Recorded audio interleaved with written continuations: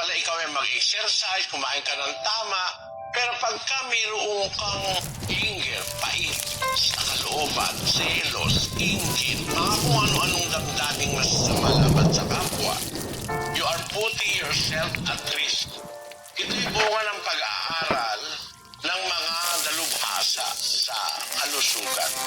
May negative effect kasi yung galit, pait, selos, inggit, kung ano-anong mga bagay sa buhay.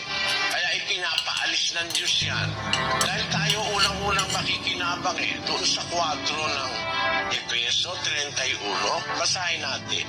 Ang lahat ng kapaitan at kagalitan at pagkakaalit at kadaldalan at panglilibak ay mga alis nawa sa inyo, pati ng lahat ng masasamang akal.